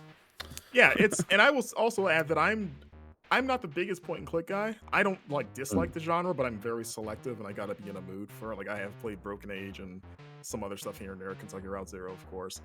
So like for this to knock it out of the park of like, I just want to play through all of this because like I said, they do a great thing where like every act ends on some weird cliffhanger where you're like, I need to see what's going to happen. This wild stuff started popping off. And like that happens at a regular enough clip where they give you that carrot of like, you're going to want to see where this goes next. Again, I don't want to get into specific stuff, but it is such a surreal game, like an actual like surrealism with the presentation, with the characters. I think one of my favorite characters of the year, maybe my favorite character of the year is in this game. Oh, this Detective LeBlanc, who is just the perfect like dirtbag, like thinks he's better than he really is kind of guy. And he is, some of the best writing is with him. Like there are so many hilarious moments with this guy. I love it. Him thinking that he's a bigger deal than he actually is and a better detective than he is.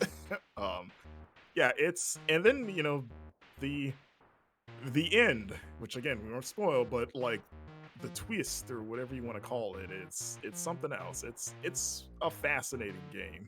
Okay. Especially because it's the developer's first game. Oh, okay. Yeah, they're a new team. Small, I think it's like one person. Well, hoping that they have, you know, some sales on top of just, you know, the Game Pass deal and stuff. With the simplicity, like, you know, it doesn't have the scum system and stuff, not overly complicated. Do you think it can come to consoles? I or think is there certain things that are holding it back at all? Or no, you're pretty much just moving a cursor. One thing I didn't mention is that there's combat in this game. There's a straight up like JRPG style like turn-based. Well, now we're talking. It doesn't. I'm sold. I'm sold. You keep like just climbing that ladder to sale. I'm on. It's on Game Pass. Let's go. Yeah, and I don't want to oversell the combat. Like, it is not fleshed out the way like a Final Fantasy or a JRPG. It is like, because you do get a party of characters in this game you travel around with, and you know it evolves. Like, some people leave, some people join up later.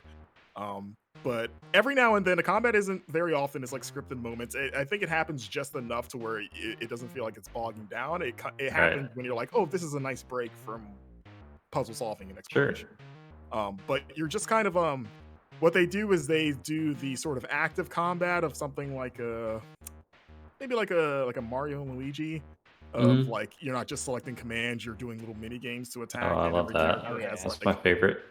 Yeah, so like Kay, all her attacks are these things where you just have to, they'll flash a sequence of lights and you just have to hit them in the same sequence. LeBlanc, the detective, he has a thing where like a shrinking ring, you have to hit it when it shrinks at a certain point. Like stuff like that.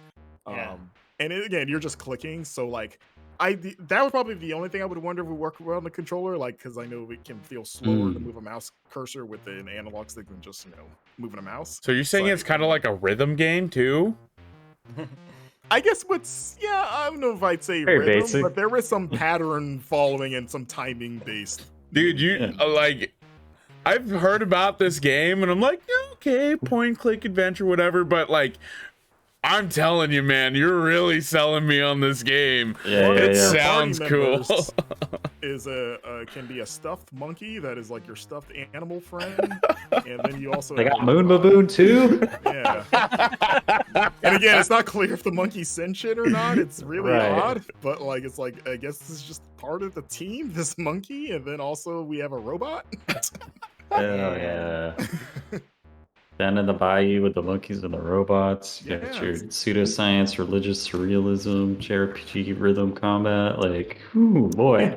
Also, there is a religious cult of like idiot like role-playing nerds that all wear Best Buy uniforms as their that is their garb. Like, they all wear blue polo shirts. That's such a specific vibe. Oh my god. Yeah, and they're all named Garrett because that's like one of their, when you join this group, we're all named Garrett. So they're like the Garretts, and everyone in town hates them. They're like, oh god, those like dumb, like weird Nazi kids that like keep messing up our stuff. They're great. Some of the best stuff in the game is, and they're pivotal to the plot. So you'll get quite a bit of those idiots. All right. Let's take the vote here. Let's take the vote. I think we know Jonah's in. Oh, I'm 100% in. Oh yeah. Yep. What do you think? What do you think, Caden? I'm 100% in. Yeah. Just like it's ticking like all the boxes for me. My character's name is Kay. We're good to go. What do you think, Steven? Well, obviously my mind's on a tangent now, just thinking about these Best Buy people, like Jehovah's Witness, like knocking on people's doors, like, would you like to hear about our Lord and Savior, Funko Pops? When you find out like what their religion is all about, it's so wild. But yeah, I unfortunately I don't have my own PC, so I'm hoping for a console release. But that sounds amazing. Yeah, you sold me, because I think that you came off on Kentucky Route Zero pretty much the same as I came off on Kentucky Route Zero, and the fact that you enjoyed this game so much more in comparison, it gives me hope that I would also enjoy it. So I think you've got me too. So. Nice. Sweet. Yeah, I'm excited to see end of year where this kind of ranks. It was one of those games that it came out and then quietly became like I started saying peers that I respect. Be like, is anyone talking about NORCO? This thing is really good. This might be the best narrative of the year. Did you review it for GI? No, Jay did, and he gave it a 9.25, and he has already said that this is his game of the year. So he was pretty hot on it too. Yeah, and he previously Elden Ring was his game of the year, and if you read his review, he does a great job. You'll have to go do that. Yeah, I think Alex Stadnick said like his tweet when he tweeted review, he's like, I don't think I've ever been sold by a single tweet more than Jay's like one paragraph summary of his review. Very nice. Yeah, all right, knocked it out of the park. Well, with that, we'll move on over to the games. I'll turn things over to our resident game master, Wes Bates.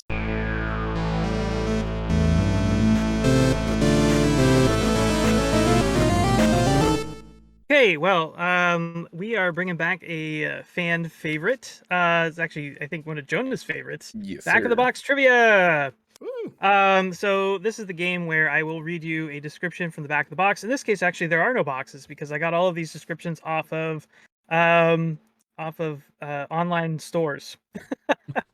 So I don't know what you want to call that, the back of the website Online store. or something. But yeah, these are the descriptions listed for these games on the like their online storefront Mhm. page, and whether it be PSN or the Nintendo website or whatever.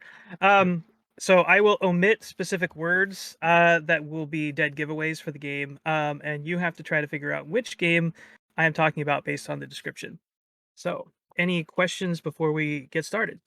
So are we buzzing in by saying our name? Yeah. Yes, please buzz in to say your name. I cannot see you right now. I'm looking at a different screen. I don't have two screens, unfortunately, but maybe Peasant. someday.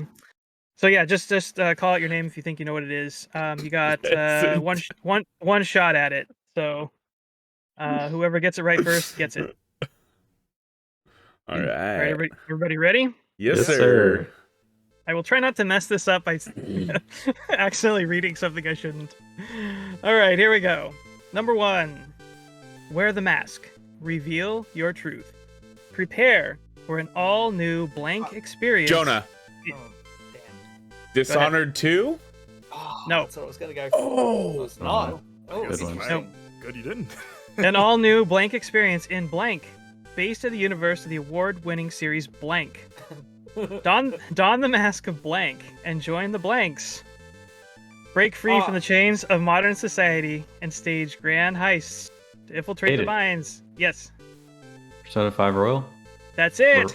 Oh, Okay. wow. Oh. The Really? 30 hours I spent with that game paid off. Nicely done. I was about to Right. say I was- Payday because I know that I there's was like gonna say Payday 2. That's what I was gonna Oh man. Forgot Alright. that they put masks on. Last surprise. Never see it coming. I was like, did they do a game? They did a video Goated game of Jim soundtrack. Carrey's The Mask, right? Yeah, exactly. I was thinking too. All right, number 2. Blank is the highly anticipated sequel to the critically acclaimed Blank, developed by the award-winning studio Blank. An exhilarating adventure brought to life by the industry-leading Blank. Blank. Blank sends players to blank-controlled America on a mission to recruit the boldest resistance leaders left. Marcus, Yes, Wolfenstein 2. you got it. Oh. Hell yeah. The new Yo, co-op, did if you wanna you see guys it. watch that Jacob Geller documentary where he's talking about transplanting human heads and he taps Wolfenstein, the New Order, and New Colossus? No, it's a really good No. YouTube video. Anyway, I I did not was- see that. Jacob, I was Jacob thinking Geller. of No, did not. Homefront: The Revolution because that was the sequel. Which that game's got really cool animations. It sucks that it did so bad. It was See, not the critically kicker was, acclaimed, yeah, I though. was gonna say that was the giveaway. good pull, Marcus. Oh, All what a right, game. here's the next one.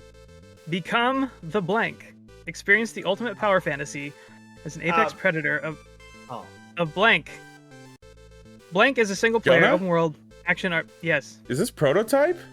no.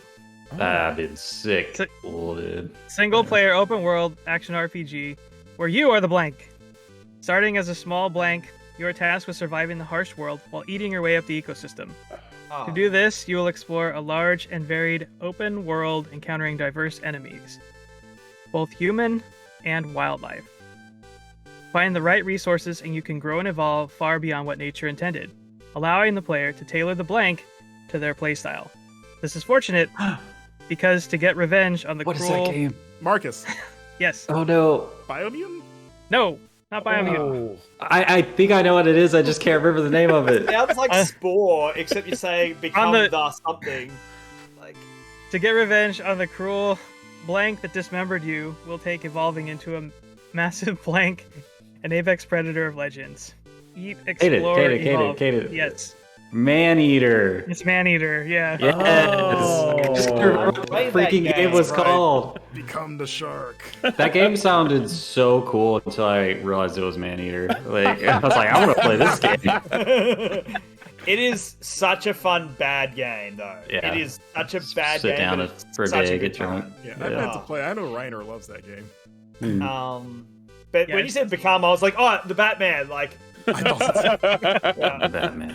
Sharkman. superheroes. Yep. All right. Echoes of a dark and violent past resonate throughout a savage land steeped in treasure and blood. Blank is an action-adventure RPG in the vein of the best 16-bit classics, with modernized mechanics and designs on a much grander scale. Blanks of this world are the collectors of forgotten knowledge, lost technologies, and broken histories. Our blank is haunted by an insatiable illness, traveling further into the lands of buried time, hoping to discover a way to quiet the vicious disease. From each character to subtle background elements, everything is lovingly hand-animated. Easy to pick up, difficult to master enemies are vicious and numerous. Hazards will easily crush your frail body, and friendly faces remain rare. Upgrade weapons, learn new skills, discover equipment, and traverse a dark, detailed world with branching paths and secrets abound. That's not it. Hollow Knight. Sounds tight. Yeah. The 16 No part guesses. is what I'm Yeah, that's what hung I'm. up on. Hand Because, like, an drawn. action RPG in 16-bit is interesting. First inspired by 16. So is it like top down or is it side scroll? Can you read think? it again? Or Yeah. I can read it again. Read Echoes- it. Okay. Echoes of a dark, violent past resonate throughout a savage land steeped in treasure and blood. Blank is an action-adventure RPG in the vein of the best 16-bit classics with modernized mechanics and designs on a much grander scale. Blanks of this world are the collectors of forgotten knowledge, lost technology, and broken history. Our blank is haunted by an insatiable illness, traveling further into the lands of buried time, hoping to discover a way to quiet the vicious disease. Mark. So in Shovel Knight, he has dreams, so that's like his illness. So he's got like PTSD about he needs to save Yeah, like exactly. Shield Girl or whatever. Very it is. dark game when you think about Yeah. it. What you Alright, got, any Marcus? guesses? Shovel Knight. Marcus. Yes. Man, this near. No. Sorry. Dude, that's what I was thinking I too. thought Yeah. of Guess. disease. I Good was guess. like, maybe. Any other guess? Man, this would be a sick pool, Caden. Yeah. Super obscure, probably not. Pandora's Tower. Incorrect. Okay, so Dead Cells. I give up. Jonah? It's not dead. It's not Dead Cells. But you also have to call out your name. So. I don't. I'm gonna bounce off of what Marcus said. Is it near Replicant? No, it's not. You've all made a guess. You're all wrong. It's Hyper Light Drifter. Oh, man! That's one of my favorite games! I know. I love that game. How did I think guess of that? Guess I don't love it as much as I thought. I did. Oh, man. Yeah, I guess Seriously, I go didn't. play When you Hyper said Light top Drifter. down, I'm like, I was not thinking top down at all. I'm I like, beat that game I don't think I twice. thought action. I was like, maybe it's more RPG. Than... I think like the story is so obscure in that game that all of the story beats you described like did not register Yeah. at all. I Like, forgot. Yeah. All right. Let's keep this train rolling. We got a few more to get through here. okay. All right. From the team that brought you the critically acclaimed Blank series comes Blank, a gritty tale of disgraced blank in his quest for redemption. Haunted by his past, he takes up arms as a private detective. Clawing his way... Marcus, Yes, Judgment. it is Judgment. Whoa. Yeah, Sick private pool. detective, disgraced private Mhm. detective guy. I was like, So many disgraced private detectives are running through my Yeah, head yeah. though. I He's- couldn't that's He's narrow it down. technically like not a Yeah. disgraced private detective. He's technically a disgraced disgraced lawyer. It's a great game. All right. Blank takes you on a whimsical adventure to Blank, home of the legendary half blank creatures Blank. I've been doing a lot of blank.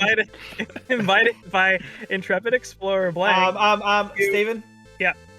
Bug Snacks? It's Bug Snacks, yeah. Whoa! Oh, wow. Holy Nice. crap. Wow, I need to get on the board. Jeez. Talk about butt snaps. Intrepid Explorer was like a dead giveaway, but the half thing was Yep. Alrighty. Gain a new perspective as Blank, a strong-willed girl trying to protect her future in a world that's crumbling to pieces. With incredible Blank altering abilities, Blank is the only one. Yeah. Gravity Rush? It is Gravity Rush. Damn, dude. Oh. I've never played that game, but that's a weird game. Every single time everyone talks about how good it is, I look at the art style and I go, no, it's not for me. Dude, I've beaten both those The art games. style They're of that game is amazing. wonderful. I They're don't know what you're talking beautiful. I They're don't know beautiful. why. I love anime, but it doesn't look Okay, like the right anime to me. The hand-drawn portraits are wonky. It doesn't look right, but the in-game graphics. I tried Amazing. playing that one of the game, and best looking games I've ever seen. It honestly. messed me up. I couldn't figure out the I don't know how controls on you that game. figured out that it was Gravity Rush from what he said. Like that was just psychic. Like I'm mad. I'm the Gravity Rush fan, so we've got two more here. Oh, come on, I gotta get one of these. Welcome to the beautiful world of Blank. After being overthrown in a coup, young King Blank sets out on an extraordinary quest to find a new kingdom, unite his world, and protect its inhabitants from the dark forces that threaten them. Jonah. Yes. Nino Kuni? It's not Nino Kuni. Revenant Kingdom. It's alright, you can get it. I'll give it to you. Yeah. It's Nino Kuni 2. I couldn't remember if it was the first one or the second one. I played just a little that was bit really of the second good. one. That was a good pull.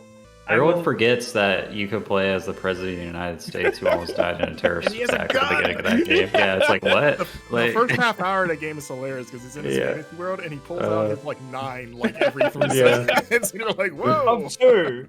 Oh my god, I've only played 1. What the hell? Yeah, it's good stuff. Oh, the second one's wild. They isekai'd the president of the United States out of a terrorist attack. He's just shooting these Ghibli characters.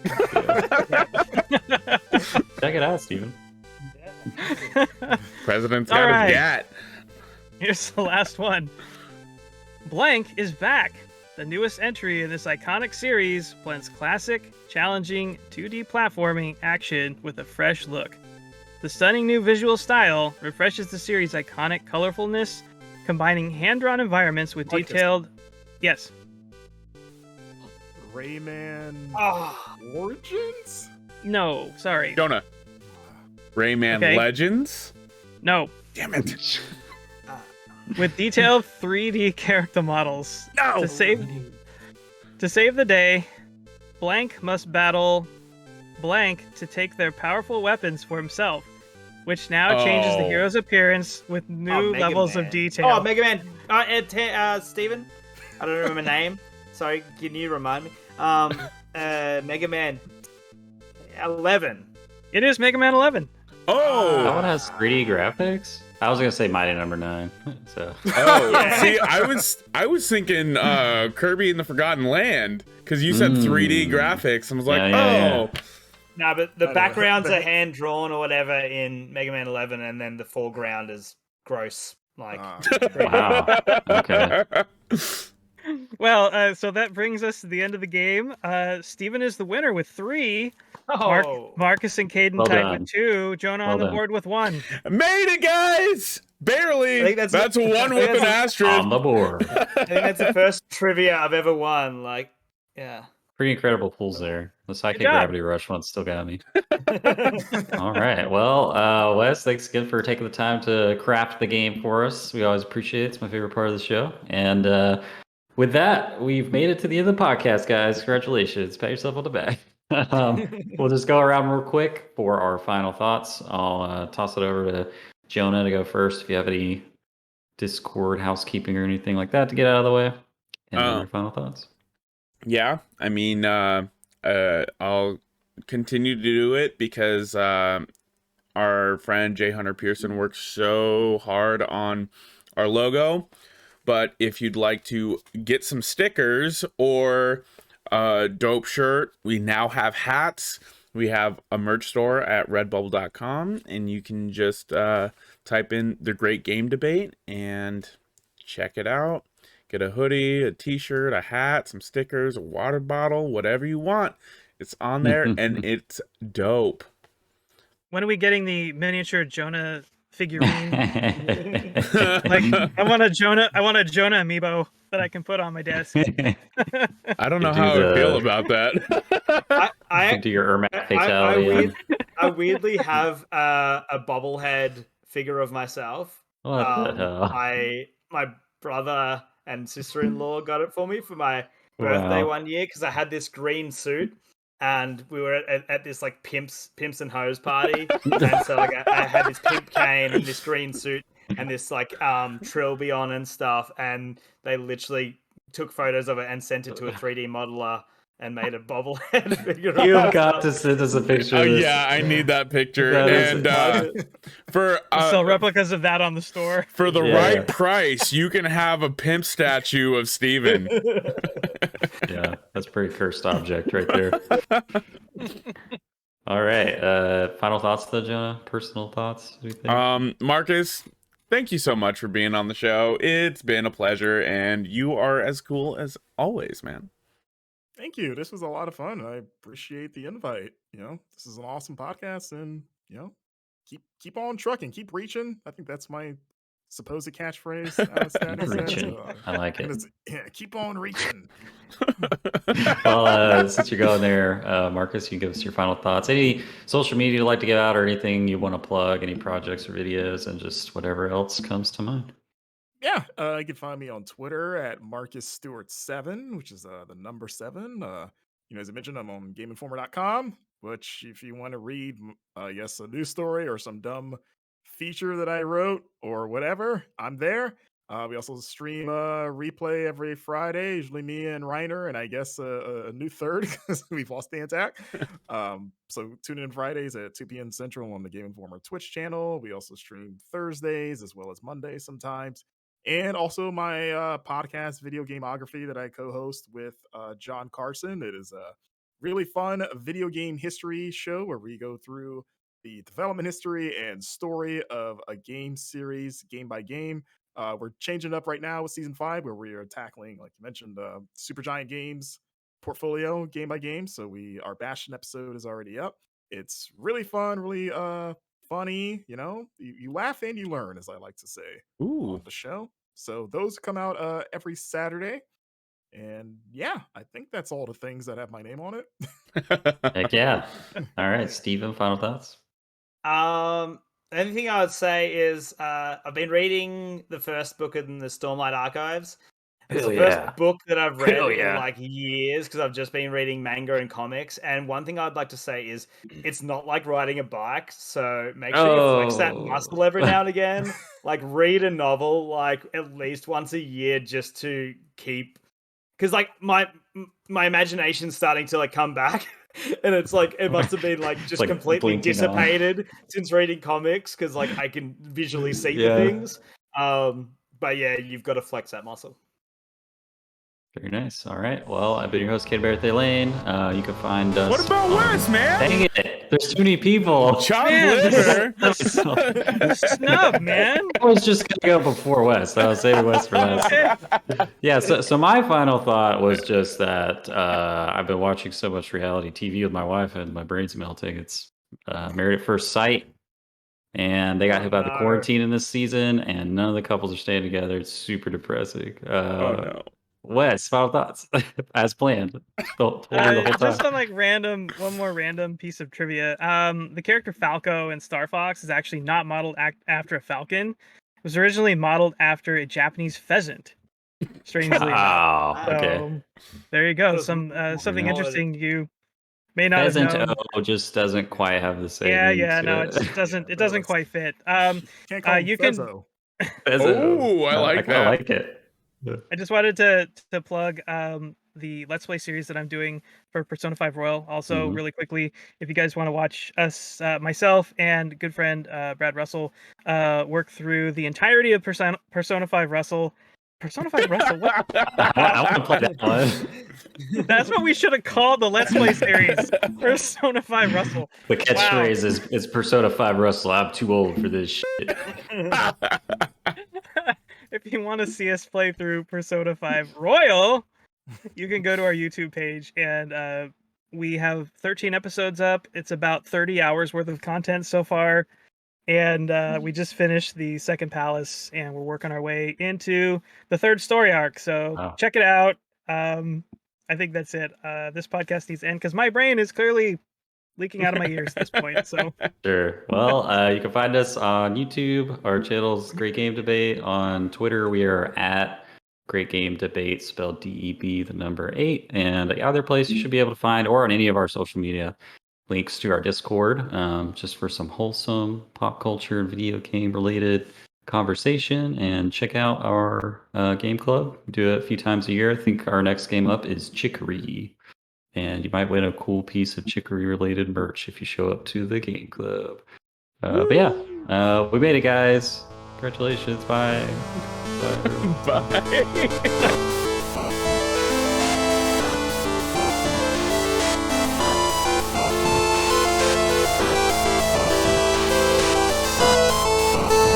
As always, a big thank you to our friend Misdriven for the music in our podcast.